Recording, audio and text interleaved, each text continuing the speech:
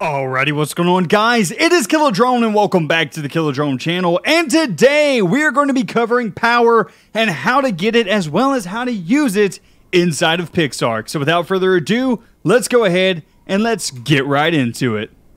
Alright, ladies and gentlemen, so the topic of today's video is going to be power and how to get it inside of PixArk. Now, the game doesn't actually do a great job of explaining how exactly to get everything that you need, so that's why I'm going to go ahead and make this video. A lot of it's going to be very similar to Ark, with a couple of key differences that's going to make it a little bit more challenging to get your power up and going. So first off, let's go ahead and let's look at a couple of things. In order to get into power, you have to get to the industrial skill tree. That skill tree starts at level 30. Now, basically up until level 55, all of this stuff is just kind of fun things that you can play around with. They're not actually power used. Like, they don't actually require any type of power. And why they're in the industrial skill tree, I'm not entirely sure. I guess because they have the firearm work table, but it doesn't really have anything to do with industrializing. A grenade, not really anything to do with industrializing. Anyway, at level 55 is really when you get into industrializing things inside of the game. So that's where I'm going to pick up from. Okay, so you have hit level 55 and you want to get into power. How do you do it? Well, as many of you might recall, in order to get any type of electricity inside of Ark, you have to have gasoline. It's the same thing inside of PixArk, but getting gasoline is a little bit more difficult than it was in Ark. In Ark, you could just fly over to the snow or water biomes, mine up some oil, and then use that in order to make the gasoline with some leather. In PixArk, because they've implemented mining, they decided to make oil a little bit harder to get, so it's no longer on the surface. So there's a couple of things that you need in order to get gas. First thing you need to do is you have to have the metal gear tree, the metallurgy. I don't know that I ever say this right, so I'm just going to call this the metal tree, okay? So if you guys are wondering, I'm talking about, this is the industrial tree, this is the metal tree. So you're going to have this pretty much mastered. You're going to have all the iron ingots, copper ingots, everything in order to get into power to begin with. So if you don't have this mastered for the most part, you're gonna have some more work to do. Okay, so let's say that you have metal pretty much down, okay? In order to get gas, it's the first thing that you unlock in level 20 on the metal tree. So gas is going to take what looks like to be a little oil bucket as well as some leather. Okay, well, how do we get that oil bucket? If we type in oil, it doesn't show up in the metal tree, so let's go to the industrial tree. How do we get oil? Still doesn't show up there. Okay, well, let's look at what we have. Oh, hey, this looks similar. This is the Petroleum Barrel. Now, what you're going to do is you're going to have to find petroleum out in the world. Where do you find petroleum out in the world? Well, it's not going to be on the surface, as I already previously stated. It's actually going to be underground. And most people have found that around level 55 is where they most commonly find it. I found one and it was at level 47. So let's go ahead and let's head down there and let's start playing with petroleum. This is the key difference to power in this game. So we're going to fall down to level 47, and as you can see, we're in this cave now, and we have this ooey gooey black liquid here that is petroleum. Okay, so you found your petroleum. How do you collect it? How do you get it into those barrels that we saw in order to make things, in order to make gas? Well, we're going to need a couple of other things. So if we go into our engrams, back into the industrial tree, we're going to need a way to get the petroleum. Well, this is a petroleum bump. Now, basically a petroleum bump is the same thing as a petroleum pump. It's going to actually take out petroleum and make it to where you can actually pipe it around. So what I'm going to do, I'm going to get this petroleum bump. I'm going to get the petroleum tower, and I'll explain what that does in just a minute, as well as we're going to get some petroleum pipes in order to move things around. So let's go ahead and see. I should have at least most of this in my inventory already. I have the petroleum towers.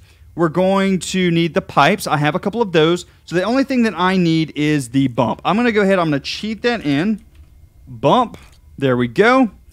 And as you can see, I have it right here. Now, for the Petroleum Bump, in order to place it, what you're going to have to do is put that straw into a source block of petroleum. So as you can see here, we are in a source block of petroleum. If the straw is not in a source block, it is not going to work. So that straw, as you can see, has to be pumping from a petroleum source. So let's go ahead, let's place that down, and there we go. We have petroleum being pumped. Now, a lot of you guys might notice that this doesn't actually have an inventory, so we still don't have petroleum. Yeah, we have petroleum being pumped somewhere, but it's not actually going into anything. That's where the pipes and the tower are going to come in. So what does this tower do? Well, basically what the tower does is it's going to barrel everything for you. It's going to put it into these nice little barrels that you can use in order to make gas. So what we're going to do is we're going to take these pipes and we're going to run these pipes exactly like this to connect them up. There we go. And now, as you can see, we have petroleum going into this petroleum tower. Now let's go ahead and let's access this guy's inventory. What do we need in order to get these barrels? Well, let's see. If we hover over the barrel of oil, what we need is a petroleum barrel, which, hey, we've already looked that up. We know what that is. Let's go over here. The petroleum barrel is made with copper, which is from your metal tree right here. We're going to have copper, and we're also going to have leather in order to make the petroleum barrel. Now, in order to make these, you should just be able to craft them normally. Let's see. Or maybe it's in the workbench. Does it say? Let me see. Requires Ingram copper pickaxe. I'm imagining this is going to be in the workbench then. So let's see if we get... I just want to cheat in a workbench just so I make this guide as complete as possible. I don't leave anything out for you guys. I don't want to be one of those YouTubers that just, you know, leave something out and you guys don't understand. That's not what I want here. Let's see. Let's just place down a couple of foundations for the workbench to sit on. There we go. And can we search the workbench? Yes, we can. Let's see. There we go. Petroleum barrels, leather, and copper in the regular workbench, and you can make your petroleum barrels. So once you have your petroleum barrels, as you can see, I have a bunch of them. All you're going to do is you're going to come over to this petroleum tower, and you're just going to slot these bad boys in there, and you are going to make a lot of barrels of oil. Now, this takes about 60 to 90 seconds for one of these to finish. After it's finished, you're going to get barrels of oil like you see in my inventory. Okay, congratulations. Now, what do you do with the barrels of oil? What you're going to do is you're actually going to take the barrels of oil and a little bit of leather, and you're going to go and put it in your smelter that you had from the metal tree. So this smelter right here, you're going to put the barrels of oil, the leather in there, and that is going to give you your gas. As you can see, can only be crafted at a smelter or an industrial smelter. We're going to cover the industrial smelter toward the end of this video. So if you eventually get the industrial smelter, just know that you can create gas in it as well. Okay, so let's say you now have gas. You know exactly how to get power because you have gas itself. What can you do with gas? All right, well, let's head back up to the surface. Let's say that you've somehow done all of that crafting. And let's also say that I am not completely lost. Why am I not able to get out of here? There we go. All right. There's the surface. I'm going to go ahead and fly. Perfect. Okay, back up to the top. You have all of your gas. What can you do it? Well, the first thing that you can do with it is you can make a fabricator. And with the fabricator, you can use your gas to create more powerful objects. So let's first off look at the fabricator. How do you make the fabricator? Fabricator is unlocked at level 55, and it's going to require 20 iron bars as well as 20 of the fire powder, which is in the primitive skill. I forget exactly what that's called. Firestone powder.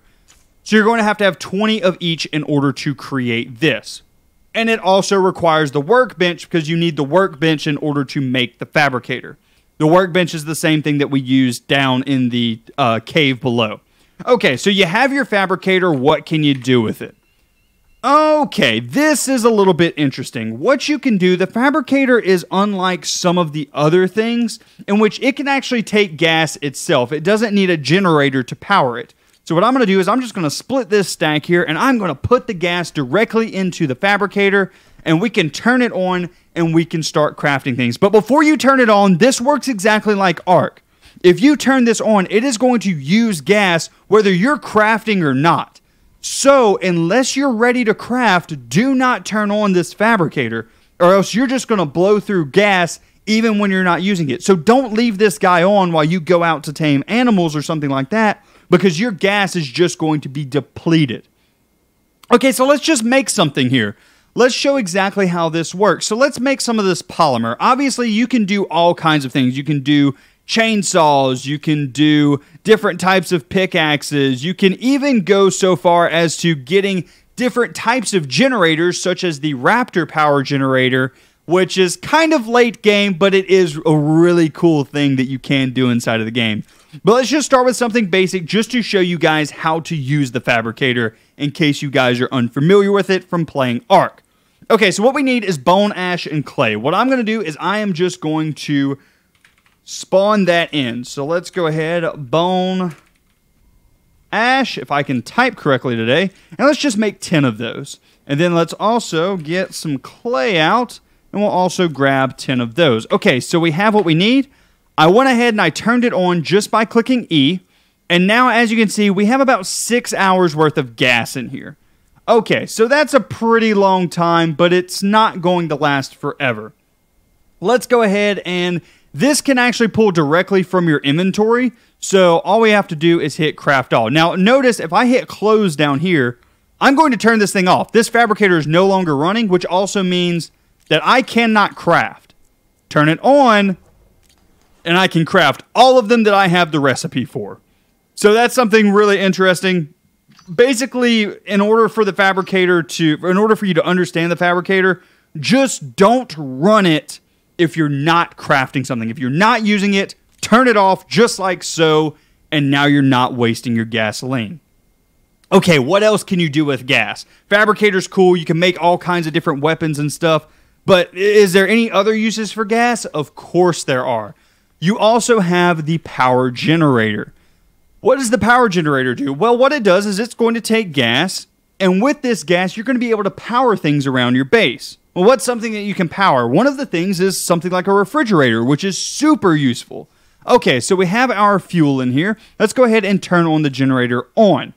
Okay, notice something right here off the bat. Notice the remaining time. It is 1 day, 16 hours, and 59 minutes, and seconds counting down. Notice that the generator actually uses gasoline much more efficiently than the fabricator does. The reason being is that the generator is going to be powering things for long periods of time, and it's usually going to be powering things that don't cost that much. It's going to be powering refrigerators, lights, things like that, not necessarily creating all new objects. So, how do we get the power out of here in order to power our handy-dandy little refrigerator here? Also, the refrigerator is one of the things I want to cover. It is also in the industrial skill tree. If we scroll over, let's see, where is Mr. Refrigerator? Level 72, you'll get the refrigerator, and it is actually crafted in the fabricator that we already discussed. Okay, so we have the power generator. What we can do is we can actually do cables in order to route power to places. Cables are also unlocked at level 55. It's just the vertical electrical cable as well as the horizontal electrical cable. Obviously, it's going to be unlocked at the same time as the power generator because you can't use the power generator without the cables.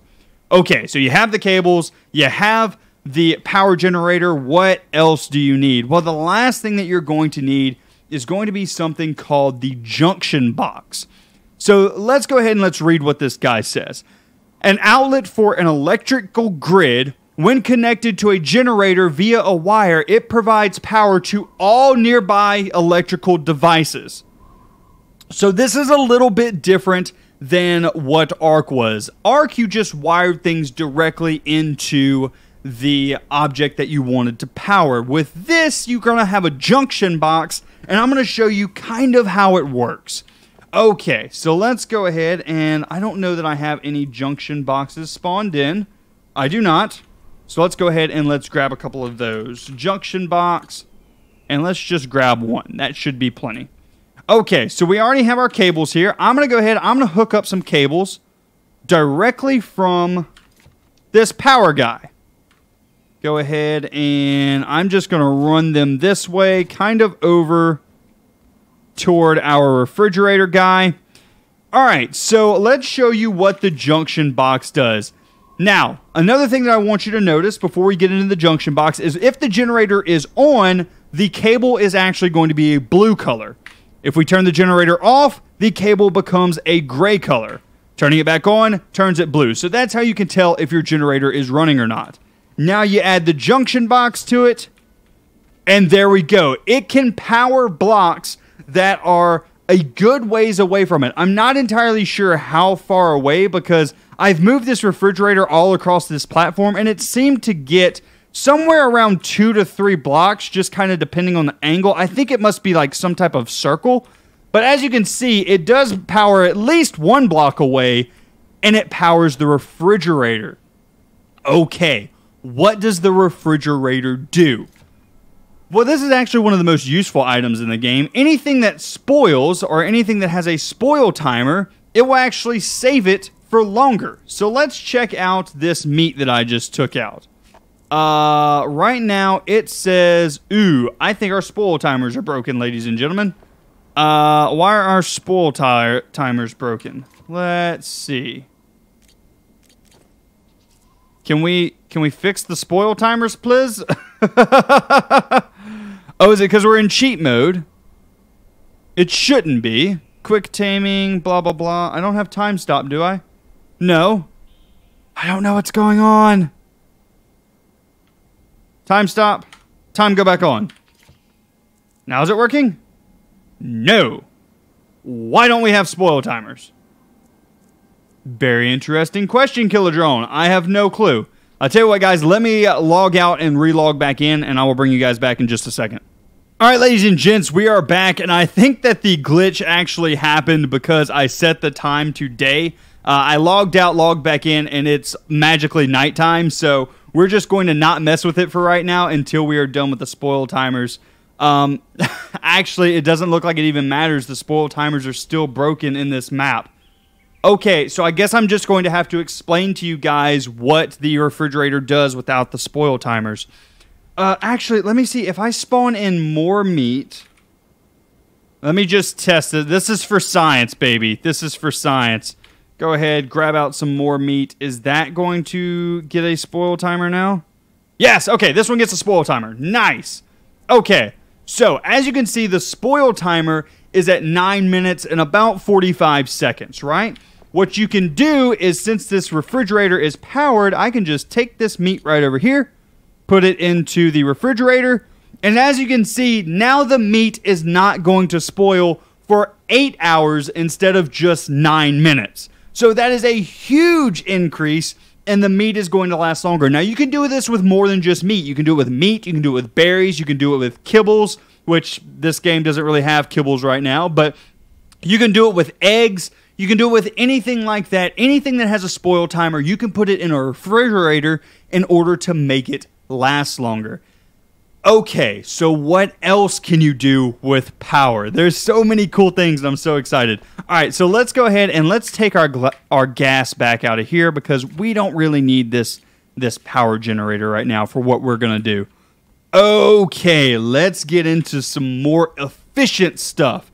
I'm tired of waiting for my smelter. My smelter takes absolutely forever to do absolutely everything. Like, I have to wait on gas to cook for like 30 seconds, and I just can't wait that long. Well, guess what, baby? We have a solution for you. We have the industrial smelter as well as the industrial cauldron that we're going to cover next. So let's do the industrial smelter first because I think that it is the most important. But we'll go ahead and we'll cover both of them. Okay, so let's grab out the industrial smelter. Also, we can set our time back to daytime. That way we at least look like we're professional YouTubers. All right, let's grab this industrial smelter out. And we already have the cauldron queued up. Okay, industrial smelter. Boom! You are a big guy. Just like you were in Ark. Okay, so what does the industrial smelter do? Well, it does pretty much exactly what the regular smelter does, but it does it faster, and it uses gas. So what you're going to do is you're going to take gas, just like in the Fabricator or in the power generator, put it in there, and then you can use it to make more gas or something like that. You can use it to craft your ingots. You can use it to craft pretty much anything, whether it's steel ingots, or copper ingots, iron ingots, gasoline, or even the tempered glass. You can use it to make absolutely anything. I'm just going to use it here, and we're going to craft up some simple gasoline. We're going to make some more of it. There we go. 2 more gasoline. Much, much faster than the other way of doing it with the normal smelter. And also, this one does 2 at a time. So that's really cool. All right. There we go. That's what the industrial smelter does. It's just a more efficient smelter that uses gasoline. Well, what does the cauldron do? Well, let's place it too. All right, let's go ahead and access it. Now, there's not a lot of things that you can cook in the game right now. You have the bamboo shoot soup, you have the rock carrot soup, you have the bread, and you have the truffle soup. I'm imagining at some point they're going to add kibbles, and that's what this is going to be used for as well.